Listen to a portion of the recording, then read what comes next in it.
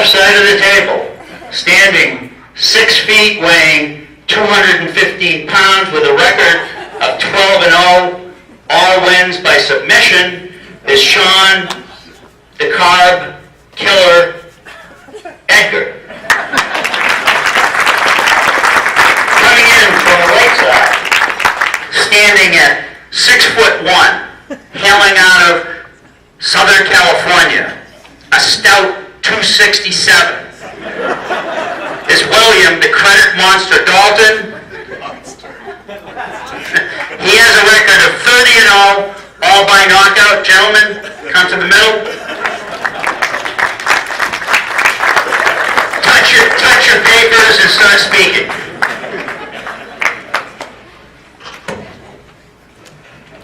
Wow, haven't had an introduction like that in quite a while. Actually, I decided I wanted to have a career change, and so you may understand that Mel Gibson is going to be leaving the country very soon. But actually, I heard that Tom Cruise, for a variety of reasons, is going with him. So I'm going to interview today for to the Jerry Maguire. So my job today is to tell you where the money is, and let's see if we can't figure out how to show you the money. Over the next 18 months, the Air Resources Board has available $328 million in Proposition 1B funds, and we're going to spend a little bit of time talking about that program and what their eligibility qualification requirements would be. I'm going to talk about other programs that the state has, the Voucher Incentive Program, and we'll touch on the CalCap program, which are really geared toward smaller fleet customers. And really our goal today is to inform you about the programs and to help you navigate through the paperwork side. As Jeff mentioned, the team here has applied successfully and obtained tens of millions of dollars in grants for its customers, so really the team has the experience, expertise to assist you if you meet the eligibility requirements and if you're able to do it. And of course, it's as Jeff mentioned, it's a no fees and no frills, and something that just we'd like to give you the information and help you get through it. So let's talk a little bit about my experience. In the last 20 years, I've been working in environmental policy. I've done a variety of things. I also serve on the Truck Regulations Advisory Committee at the Air Resources Board.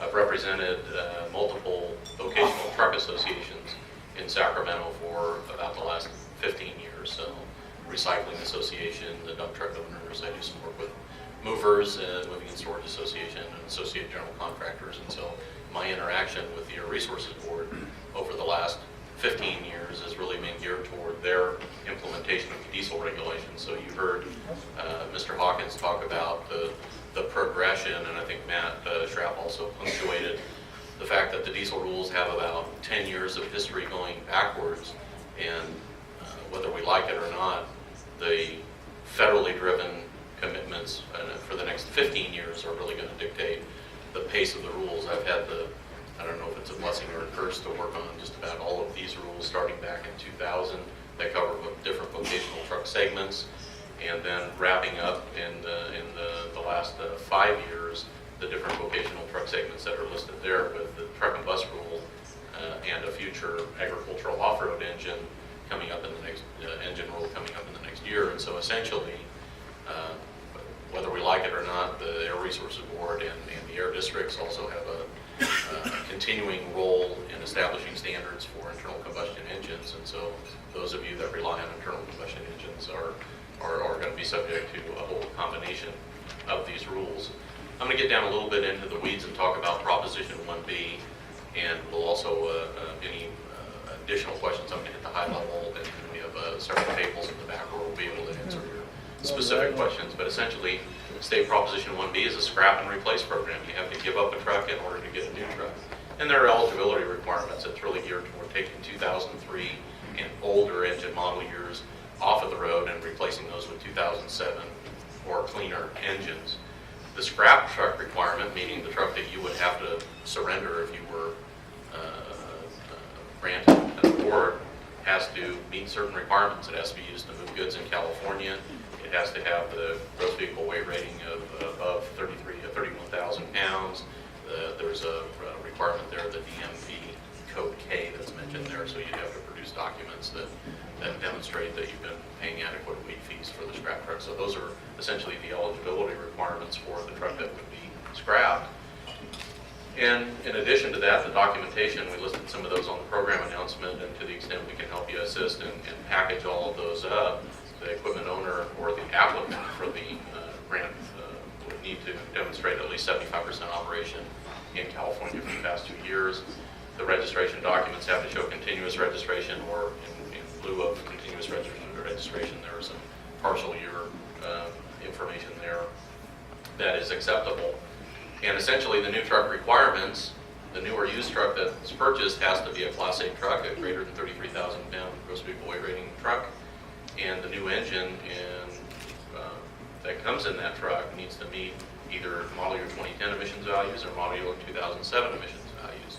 And to the extent that I think you saw a slide earlier that indicated the one family, one list of brands, I'm sure that the guys in the room could talk about the variety and the depth of product offerings that California Fleet Solutions offers to be able to draw from many different nameplates in order to get the right truck. And to the extent of the emissions values and engine values, we can obviously help you navigate the ARB executive order that's required for the purpose of the application. So essentially 2007 emissions and 2010 emissions, and there's a maximum of a $40,000 award for 2007 emissions level, and a maximum of a $60,000 award to scrap and replace with the 2010 engine.